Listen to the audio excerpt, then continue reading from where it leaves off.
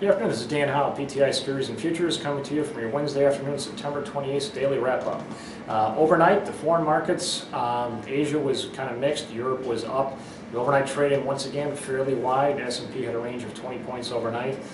Before the opening, we had some fundamental news. The durable goods was a little bit worse than expected in the headline numbers. It was negative 0.1 versus a positive 0.1.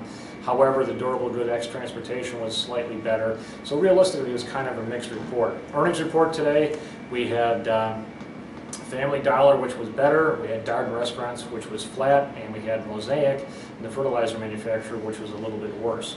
So once again, the continuing of the earnings of people dealing with the low end, our Family Dollar on the real low end is picking up, even though the Walmarts of the world that deals with the kind of sort of low end is not. So realistically, the earnings reports are kind of mixed, and we're got a couple of weeks to go before we get into pure earnings season again. But the market started off up, sold off a little bit early. It was drifting down most of the day, but it took about a 100-point down move in the last hour and a half of trading. Very, very thin trading the whole day, even on the sell-off. A lot of people leaving early for the Jewish holiday. So realistically, we don't know what we can make of this, but it certainly was convincing on the graph here today. The SPX closed down 24 at 1151. The Dow closed down 179. Had been the best index most of the day. Closed at 11,010. The NASDAQ closed down 55 at 2491.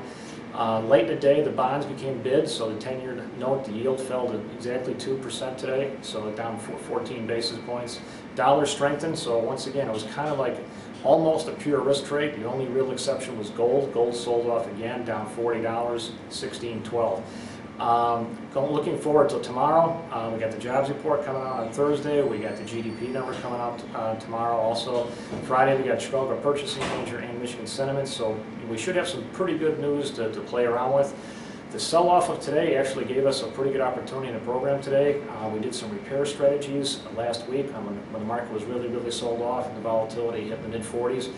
We were able to take off the one-to-one spreads yesterday and bought back the extra calls here today. So realistically, we think we're going to add about 1.5 to 2% to the value of each, the index, the S&P, and the Russell, just on selling calls this month. So that's going to be kind of a bit of a cushion for an otherwise pretty dismal month in the indexes. It's been Dan Howe, PTI Securities and Futures.